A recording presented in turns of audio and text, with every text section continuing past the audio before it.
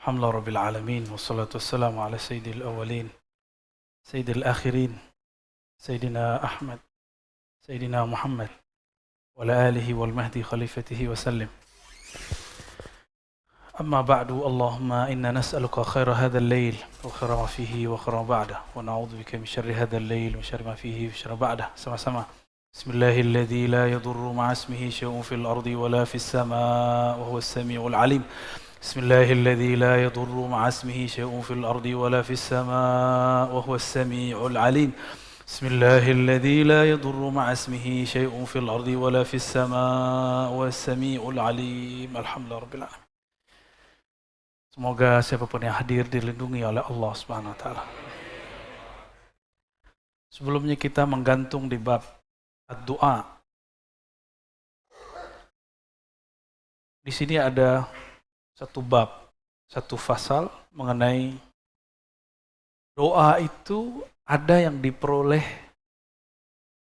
bacaannya dari riwayat yang ma'tsur. Apa arti riwayat yang ma'tsur? Riwayat yang bersambung kepada Nabi, para sahabat, tabi'ut tabi'in atau ulama-ulama terdahulu. Tidak mesti salaf. Tidak mesti salaf. Jadi doa itu ada yang disebut doa ma'tsur. Ma'tsur, ya. Ma'tsur bahasa Arabnya begini. Athar, dari kata athar, ma'tsur yang diwariskan, yang diriwayatkan. Dan ini dapat ditemukan dalam kitab-kitab hadis. Ya. Ini versi riwayat ahli hadis, tapi juga dapat ditemukan di kalangan ulama-ulama periwayat ajaran tasawuf. Karena sufi tidak sah jika tidak punya sanad. Maka ini dapat ditemukan di kalangan ulama tasawuf. Saya tidak alergi ya dengan kata tasawuf. Kalau antum alergi, mohon maaf. Gatal-gatal nggak? Karena banyak muhaddis sufi. Contohnya siapa? Al-Imam An-Nawawi. Imam Nawawi punya kitab ma'tsur, judulnya, yang ma'tsurnya Al-Azkar. Udah punya? Sudah ada terjemahannya? Maka setiap muslim yang punya keinginan untuk berta'abbud, berubudiyah, menyembah Allah dalam doa-doa dan zikir, seyogyanya dia punya kitab ini. Ya. Semoga nanti maktabah percetakan orang Islam hidup lagi. Kalau orang Islamnya rajin beli kitab.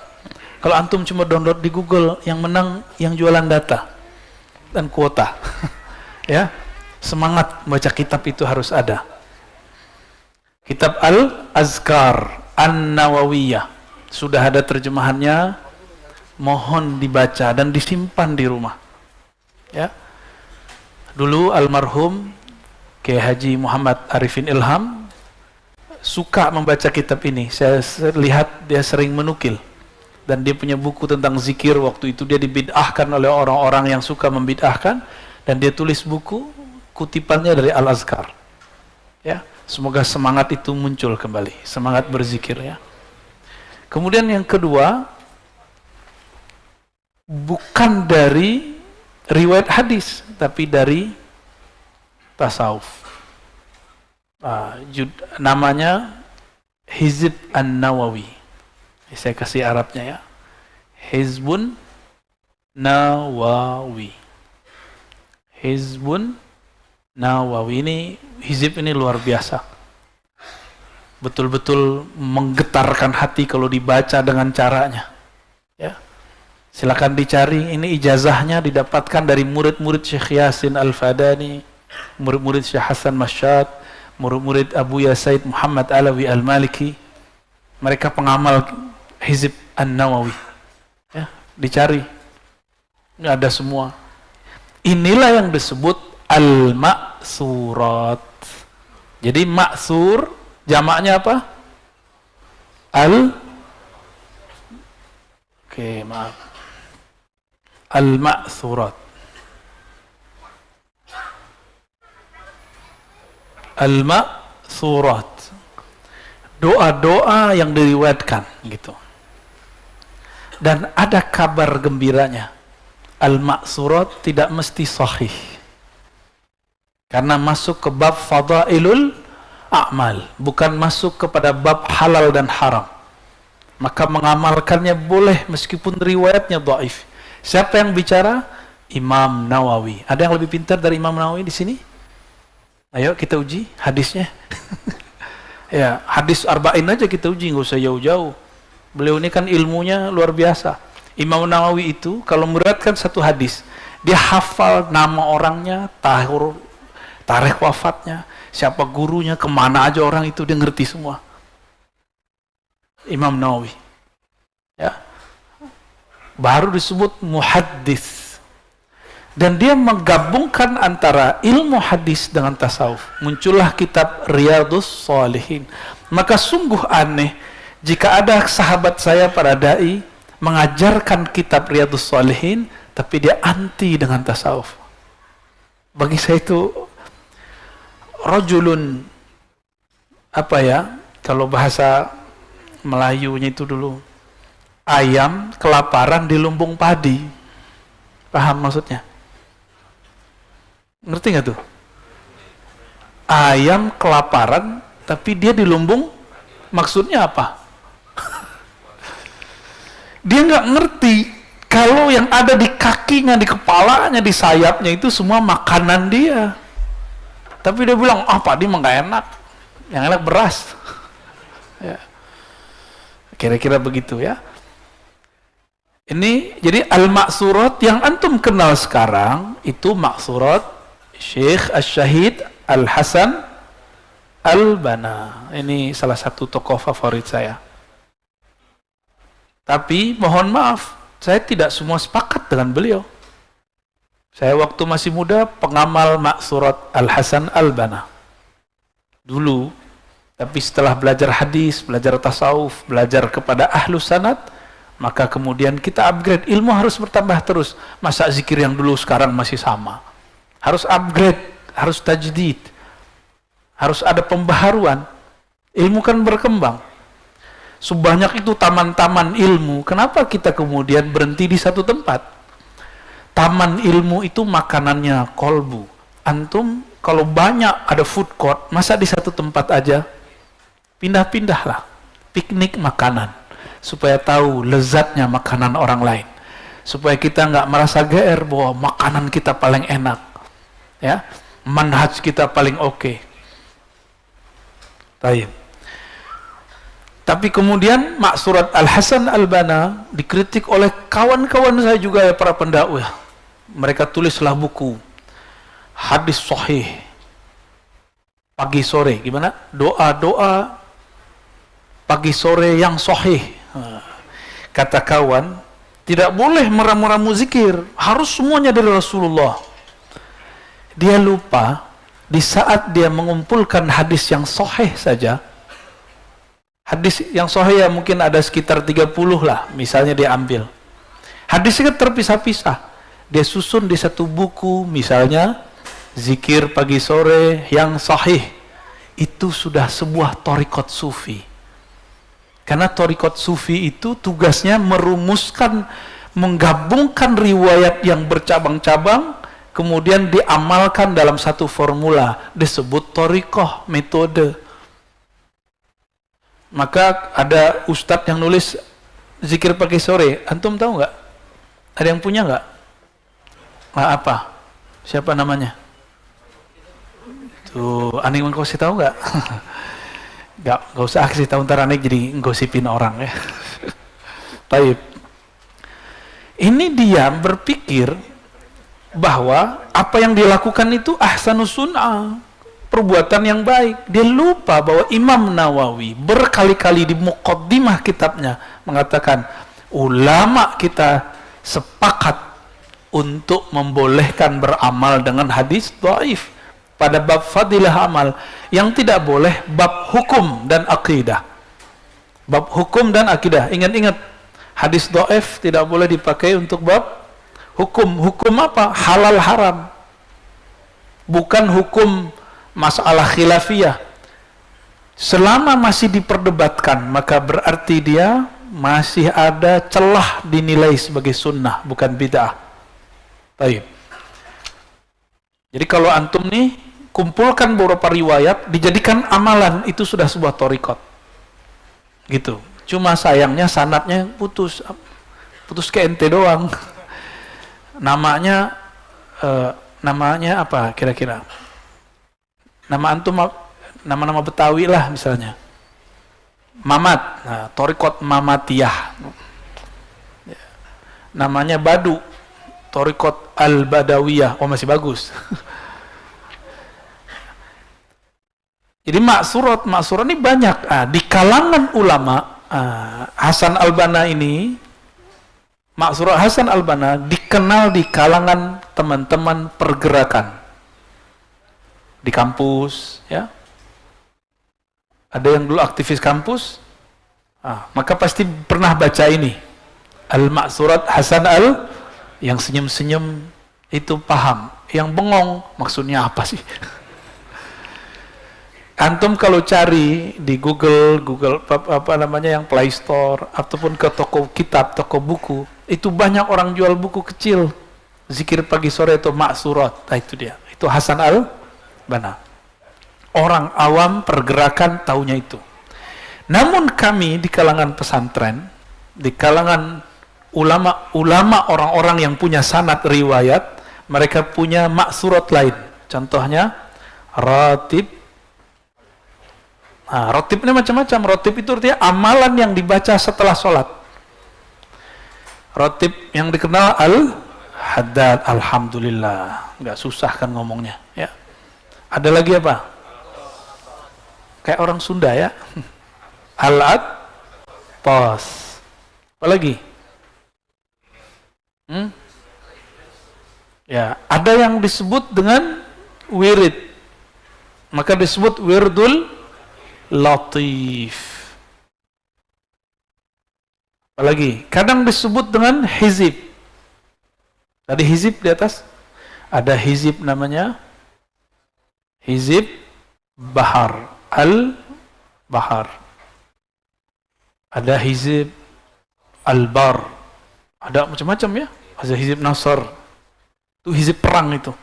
Ya, ntar kalau kita perang sama kelompok Khawarij, kita baca itu. Ya, tenang. Nanti muncul hizib nasr baru, nggak panjang-panjang, bacanya satu napas selesai. Kalau itu kan kepanjangan, ya. Ya itu cocok untuk zamannya.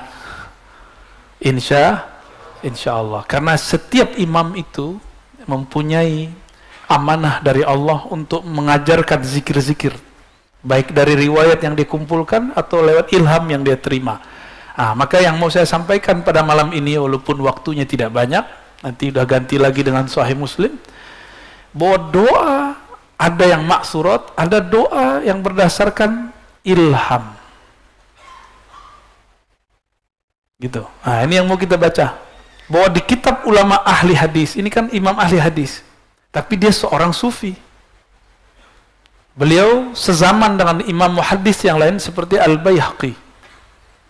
Sezaman semua. Senang. Pernah dengar Al-Baihaqi nggak? Barusan. Ini Imam Al-Qushairi lagi menjelaskan tentang bahwa ada doa yang diperoleh secara rohani. Dan itu terjadi di kalangan sahabat Nabi. Ya. Contoh. Sahabat Nabi lagi sholat. Tiba-tiba dia dapat ilham untuk membaca Rabbana walakal hamd. Hamdan tayyiban kathiran, ya, mubarakan fih. Saya nggak kasih baris, kayaknya bisa baca antum, ya.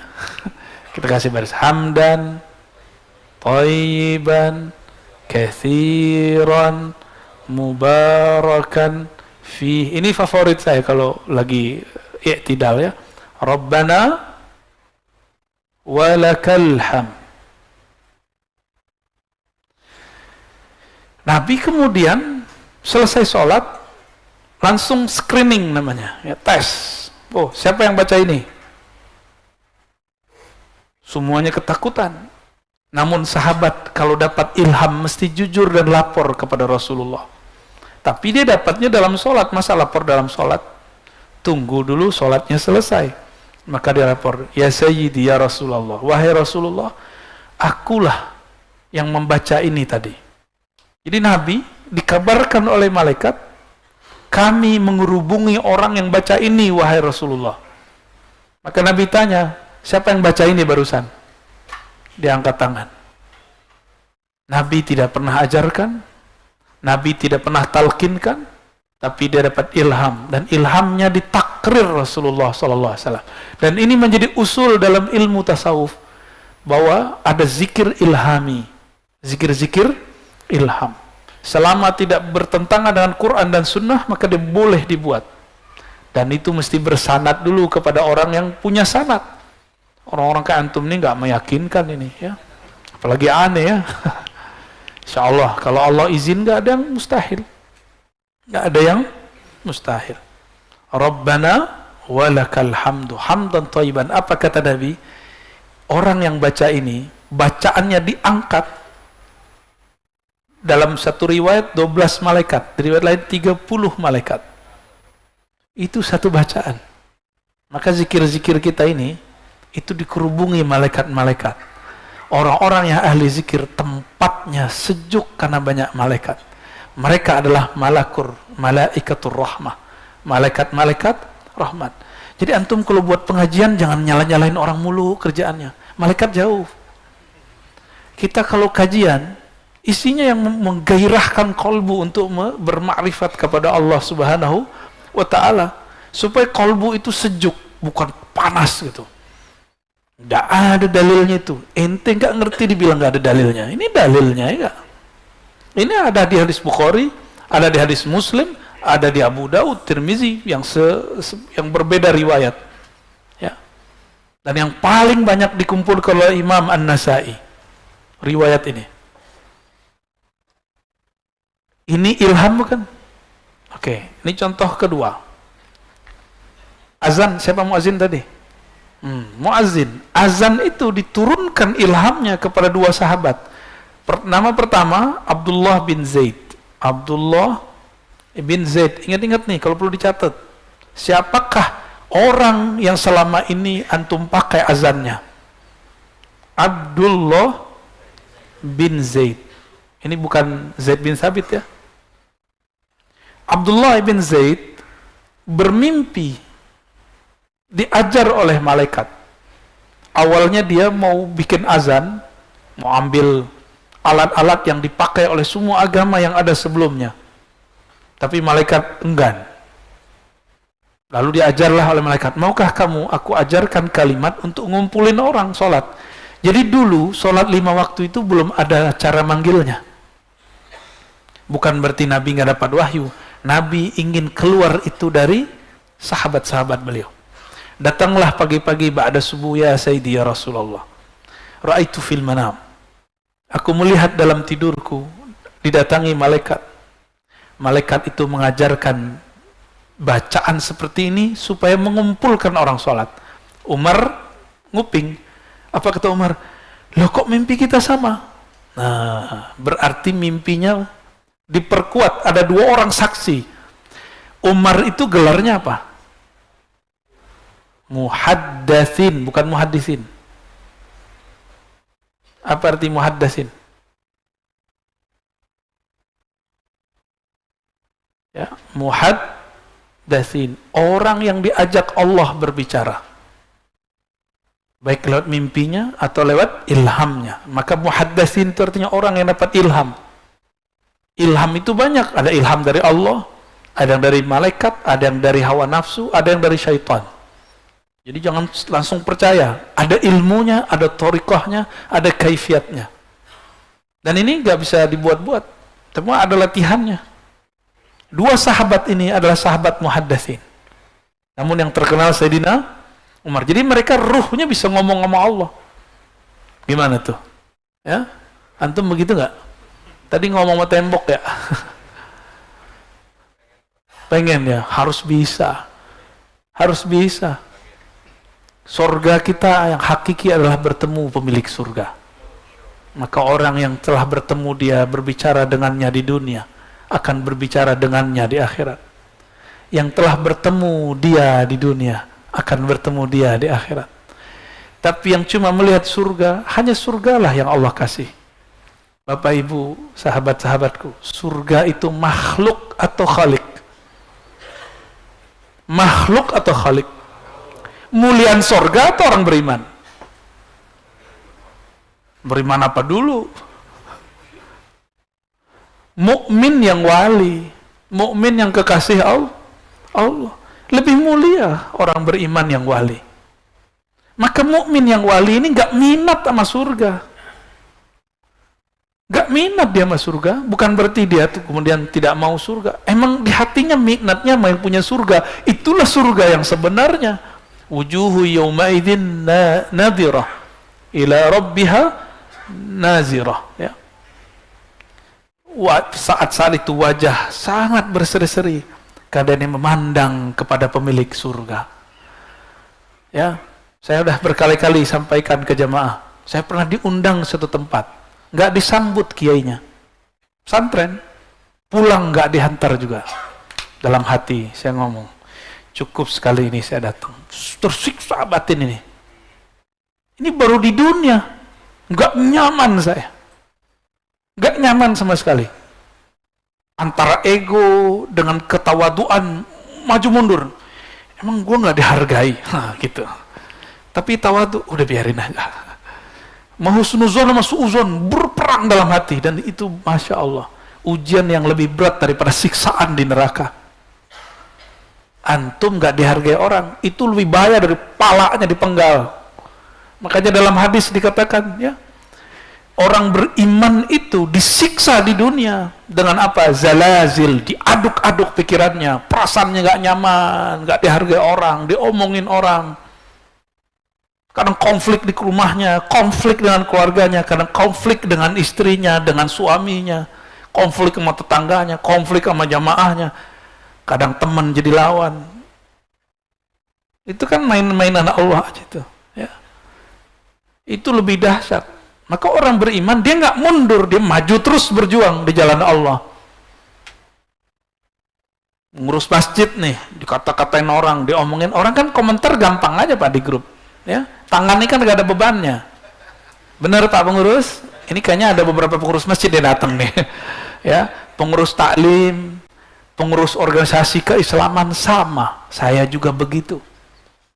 Kalau antum itu lebih tinggi egonya ngurus, tersinggung dikit mundur. Tersinggung di torikot buat torikot baru, tersinggung di partai buat partai baru, tersinggung dalam jihad buat jihad baru. Lihat Suriah, berapa kelompok jihadis di situ. Bingung kita mana yang jihad sebenarnya. Ya. Jadi kemana-mana nih ya. Tapi penting ya. Penting sekali bahwa dulu di zaman sahabat Rasul ada doa lewat ilham. Ini orangnya azan yang antum baca itu lewat ilham. Oh itu khusus sahabat. Mana dalil yang mengatakan ini khusus sahabat? Kan nggak ada. Justru di surat Yunus dalilnya malah itu berlaku terus. Lahumul busyra fil hayati dunya. Bagi mereka ada busyra, kabar gembira. Itulah yang disebut ilham, mimpi-mimpi. Bahkan gak hanya mimpi, ada orang mimpi dalam jaga. Tahu nggak antum tuh mimpi dalam jaga? Itulah sahabat-sahabat muhaddatsin ini. Dia lagi jaga begini, tapi dia masuk ke alam mimpi orang bisa. Kalau antum kan udah mimpi aja nggak jelas ya. Masa mintanya mimpi basah mulu? Nggak level amat itu ya. Mimpimu ru'yaka tarjumanu qalbik.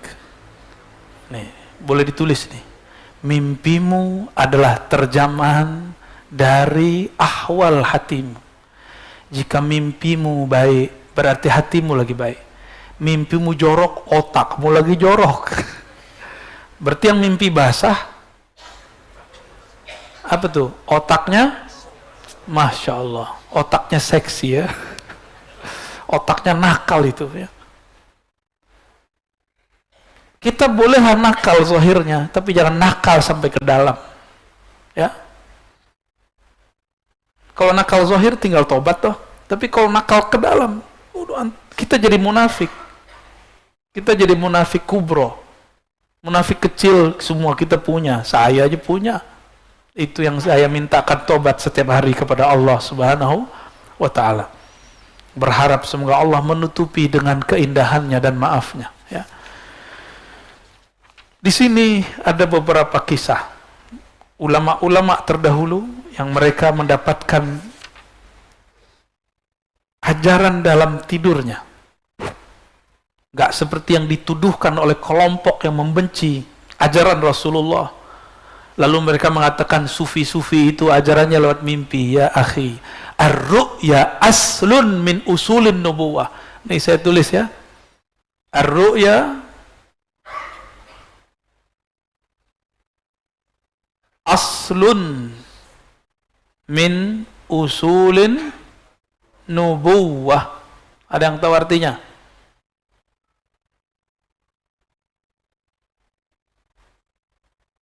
Ar-ru'ya, mimpi itu karena dia terjemahan kolbumu, terjemahan kebeningan kolbumu. Jadi kalau orang sedang mau cek antigen, apa istilahnya ya, bukan itulah, mau mengeskan kolbu, gimana caranya? Cek mimpinya apa. Kamu mimpi apa malam ini, malam kemarin, 7 hari ini? Mimpi terbang, berarti suka ngayal. Mimpi dipatok ular, kalau jomblo bakal kawin. Kalau udah kawin, mungkin mau punya anak. Jangan mau kawin mulu. Boleh sih ya. Ar-ru'ya aslun. Ini bukan kata-kata saya, ini kata-kata imam-imam terdahulu yang diringkas oleh Imamuna Abu Hamid Al-Ghazali. Ini kata-kata beliau. Mimpi itu adalah aslun, pokok dari pokok-pokok kenabian. Ya. Jadi nabi itu basic awalnya adalah dari mimpi. Masih ingat Nabi Ibrahim lewat mimpi. Tapi tidak semua mimpi dipercaya, maka beliau mikir, kayaknya ini halu nih. Besok mimpi lagi. Kayaknya nggak bener. Besok mimpi lagi. Maka muncullah sebuah riwayat dalam riwayat Imam Ahmad ya. Ar-ru'ya ru'yal anbiya wahyun ya. Ru'yal anbiya wahyun. Nih. Mimpinya para nabi itu wahyu. Kalau mimpinya para wali, ilhamun. Kalau mimpinya antum, halun. Halu maksudnya. Baik. Ada seorang imam, namanya Uqbah ibn Nafi', imam salafus saleh, imam yang sezaman dengan Imam Malik, kawan dari Imam Laits bin Sa'ad yang tinggal di Mesir. Ini Laits bin Sa'ad ini imam donatur. Jadi kawan-kawan dia di berbagai kota dikirimin duit. Di akhir tahun dia menjadi mustahik zakat. Tapi dia nggak mau terima zakat. Jadi duitnya itu semua rekening, kalau kita kosong semua. Beda sama kita ya. Rekening kayaknya mau gembuk terus. Ini Laits bin Sa'ad. Qala ra'aitu Uqbah bin Nafi' dhariran. Aku melihat sahabatku Uqbah, matanya sakit sehingga buta. Matanya sakit lalu menjadi buta. Dharir. Summa ra'aituhu basiran. Lalu aku melihatnya sekarang bisa melihat, bisa memandang. Faqultu lahu bima rudda 'alaika basar. Kok bisa matamu balik? Diobat pakai apa? Gitu maksudnya Laits. Ternyata jawabannya apa?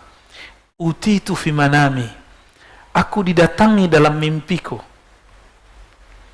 Faqila, lalu ada yang mengajariku, kul, katakanlah, ya qarib, ya mujib, ya sami'ud du'a, ya sami'ad du'a, ya latifan lima yasha, rud alayya basari.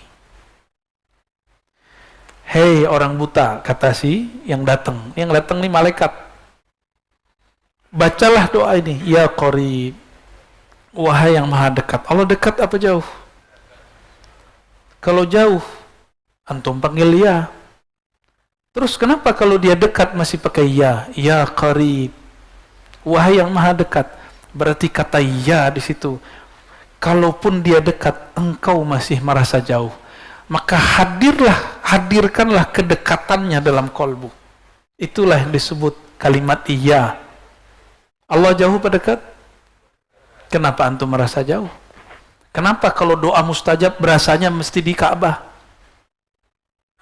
Kenapa harus nunggu sepertiga malam terakhir? Kenapa harus punya masalah dulu baru kemudian doanya bisa menangis?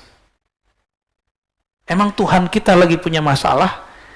Dengan kita nggak punya masalah beda? Beda nggak? Ente jomblo, nanti nikah, Tuhan ini sama nggak? Oh, jangan-jangan ente bilang kata Tuhan itu bid'ah ya? Ada kan yang ngomong begitu? Ustadz ini, kok bilang-bilang Tuhan? Tuhan itu kepala para dewa. Ada yang ngomong begitu?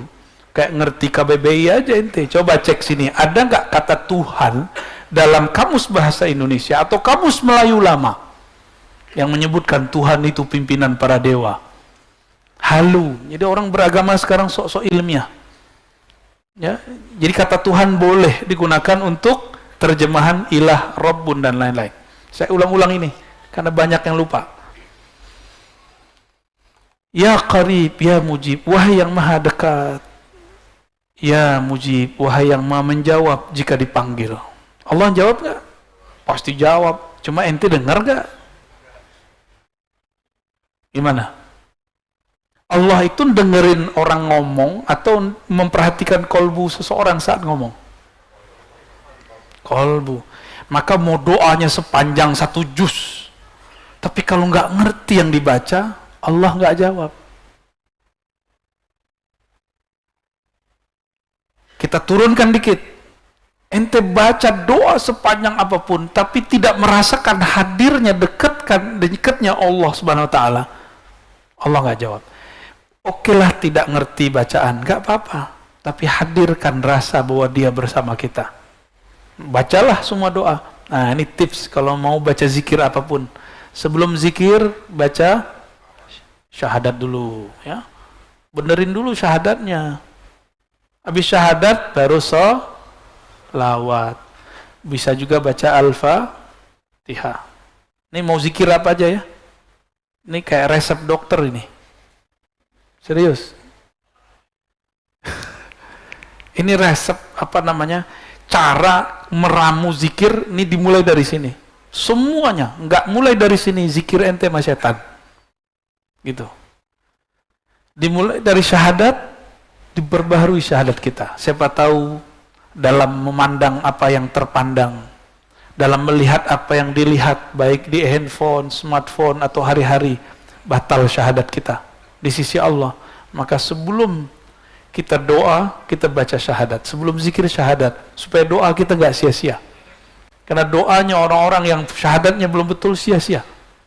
Jadi menurut saya, berdasarkan kalam-kalam ulama dan ayat-ayat Quran semuanya itu, sebelum kita zikir dan doa, sebenarnya wajib bersyahadat. Wajib bersyahadat. Dari mana taunya? Kalau rukun Ku'bah, salah satunya apa? Kalau ada rukun khutbah, salah satunya apa? Syahadat. Nggak naik itu sholat kalau nggak ada syahadat. Baca Fatihah, ya, pembuka kolbu, pembuka pintu langit. Baru zikir atau doa.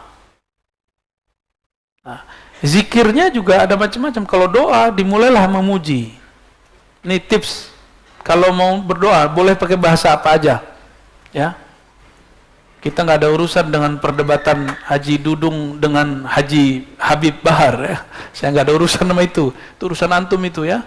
Antum yang suka nonton YouTube. Kan dia bilang apa? Tuhanku bukan orang Arab. Ya, mungkin maksudnya nggak begitu, cuma potongannya kan begitu. Tapi itu urusan dia. Belakangnya kan masih ada apa? Abdurrahman, ya. Ya udahlah biarin aja itu. Itu makanan politik. Kok orang awam ikut-ikutan aja ya. Sotoy namanya. Jadi sebelum meminta, puji dulu dia. Puji dan panggil dengan nama. Nama. Coba. Nama antum siapa? Adi. Coba aneh panggil Muhammad. Noleh nggak? Nggak noleh. Adi. Tuh. Sohe deh Adi namanya. Ya. Badut. Nggak ngau dia. Tuh.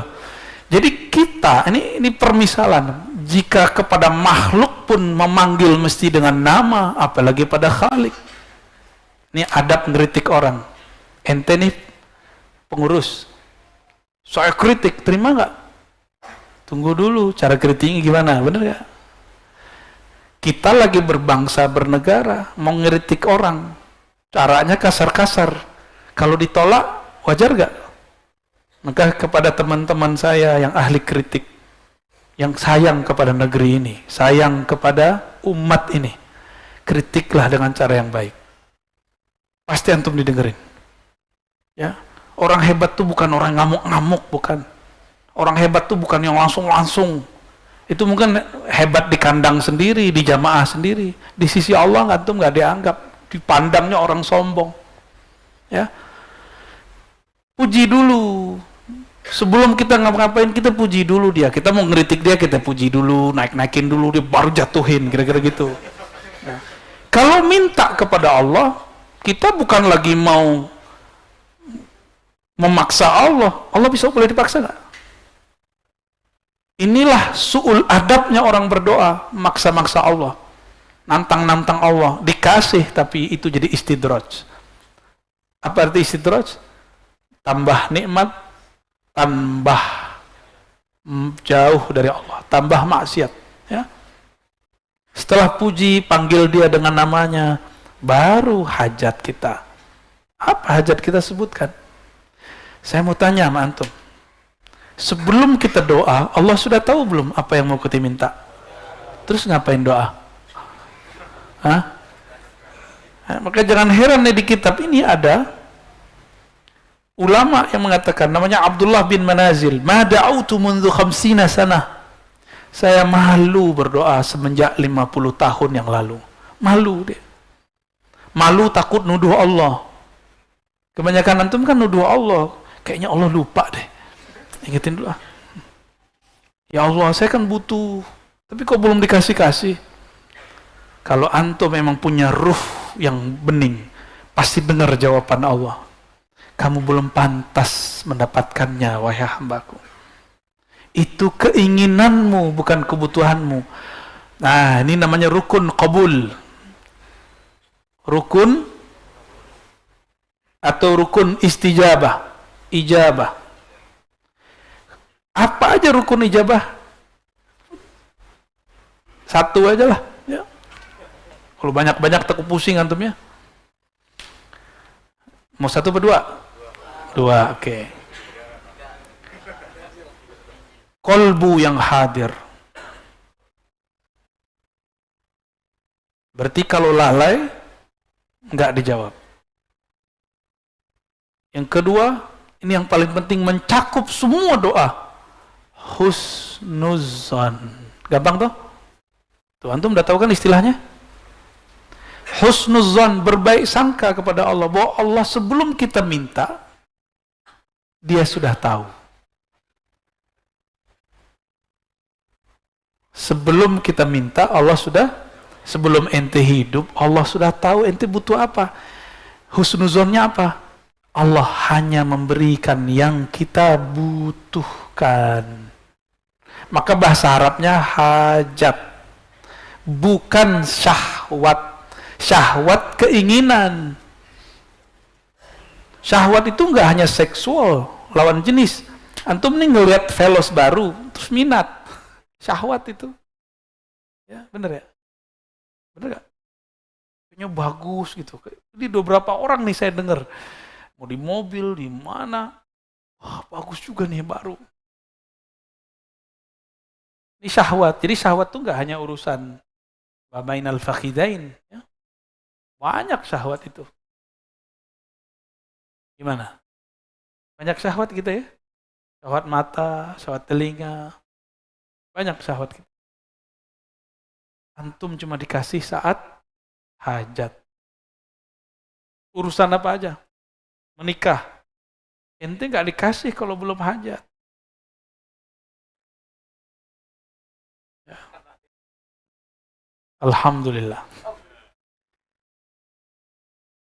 Nah ini baru satu contoh. Ada doa yang panjang sekali di sini, nggak mungkin saya sebutkan. Ya. Ini azan di mana itu? Buminya beda sama kita kali ya? Nah, ini bagian terakhir. Tapi habis azan kita masih lanjut. Kita lanjut aja deh. Kata Imam Al-Qushairi, doa itu ada 3 tingkat. Nah, nih 3 tingkat doa nih.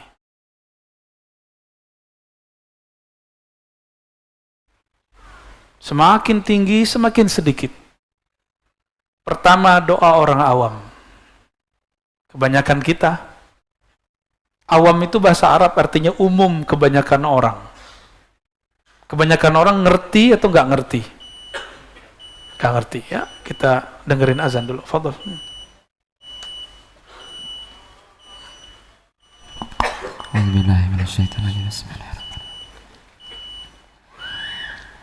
Allahu Akbar,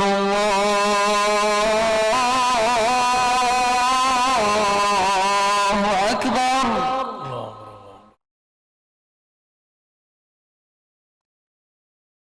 Allahu Akbar,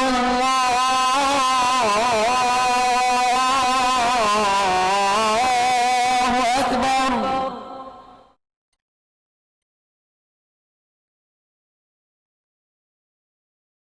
أشهد أن لا إله إلا الله.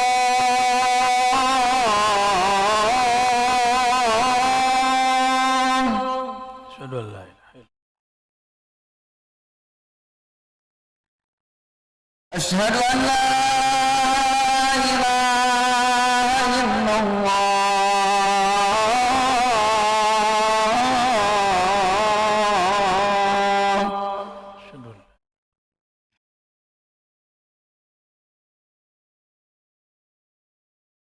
أشهد أن محمدا رسول الله.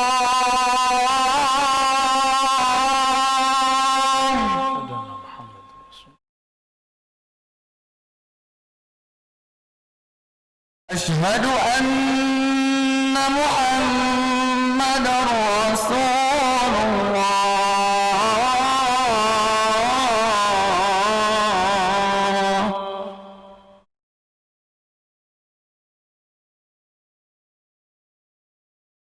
حي على الصلاة.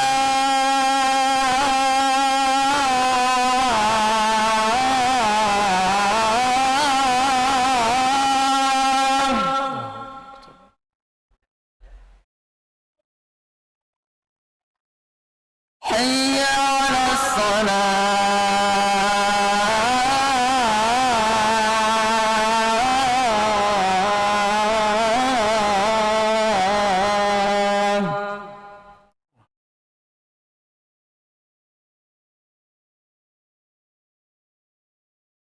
حي على الفلاح.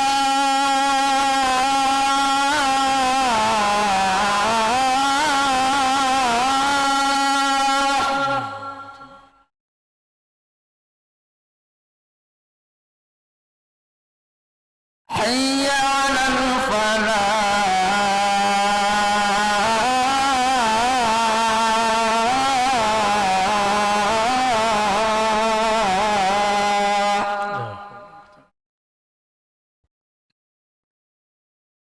الله أكبر،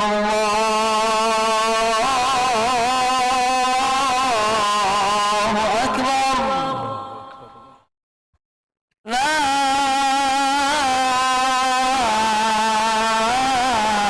إله إلا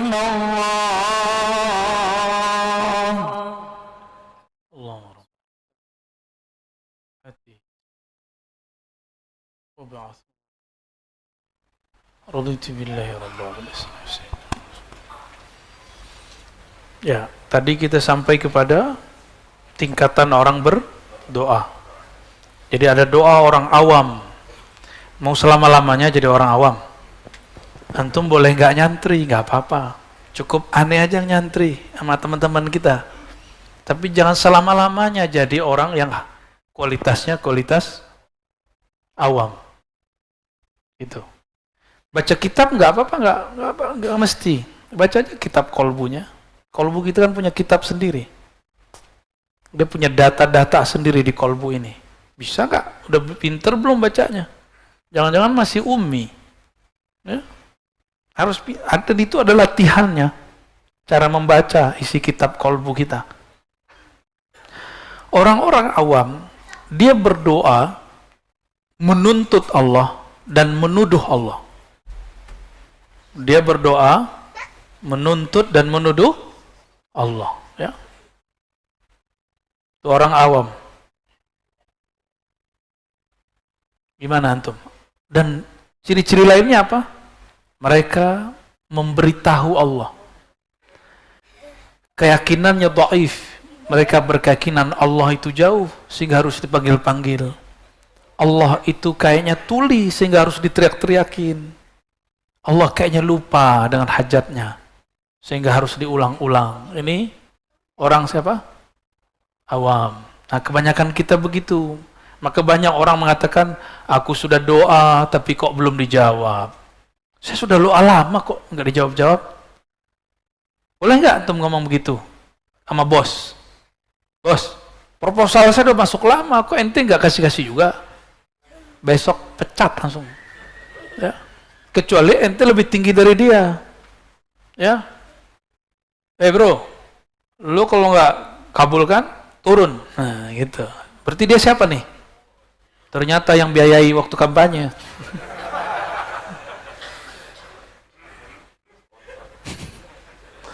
Maaf ya. Ada yang kedua, di sini disebut dengan zuhad, orang zuhud. Orang yang zuhud.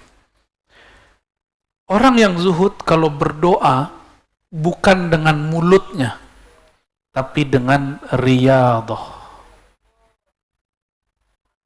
Apa arti riyadhah? Latihan amal badan. Maka dia berdoa pakai puasa. Nah, ada kiai-kiai begitu? Kita bilang, Pak Kiai doakan anak saya sukses. Oh yaudah nih baca doa ini, amalkan 7 hari. Puasa. Berarti orang ini orang zuhud. Rata-rata orang-orang yang sudah jadi murid, dia masuk ke bab ini. Tapi kalau antum belum pernah mau berguru kepada seorang syekh, atau menyatakan hatinya, saya mau ikut tuan guru itu. Nggak mesti ngomong, ya. Kebanyakan murid, kalau ngomong itu badannya harus dibagi dulu tuh guru. Kita jangan ego. Harus kita ketemu dengan guru itu enggak. Ya. Antum tahu di Kalimantan Selatan ada abah guru sekumpul. Itu orang datang. Enggak berhenti-berhenti. Ya, ada yang mahabbah, ada yang ego. Itu seorang wali, masih ada aja orang awam. Ya Pak Kiai, Pak Haji, Abah, tolong doakan saya biar bayar utang. Jadi datang ke Kiai itu pas ada utang. Bagi saya itu orang su'ul adab. Jangan datang ke saya begitu ya, nggak diterima. Pak Kiai, saya pengen berguru. Ya berguru aja.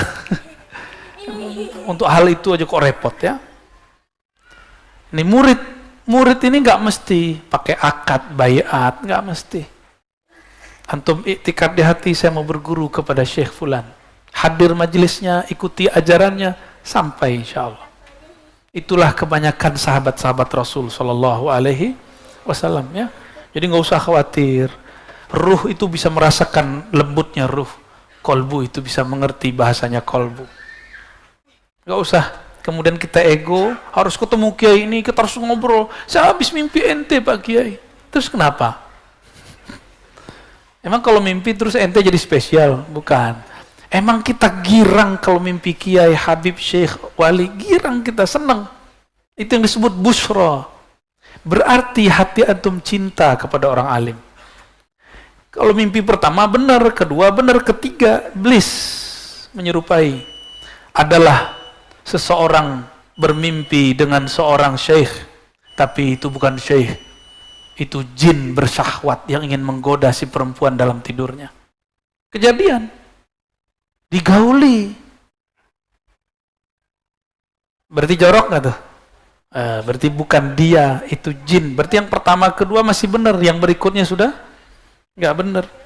Ya, hati-hati mimpi-mimpi begitu. Dan terakhir, arifin. Arifin atau arif. Apa arti arif? Orang yang kenal Allah. Orang yang kenal Allah. Kalau zuhud, orang yang kenal hakikat dunia, bahwa dunia ini telah ditalak oleh para wali-walinya 7 kali, 1000 kali. Itu dia. Kalau arif ini karena dia sudah kenal Allah.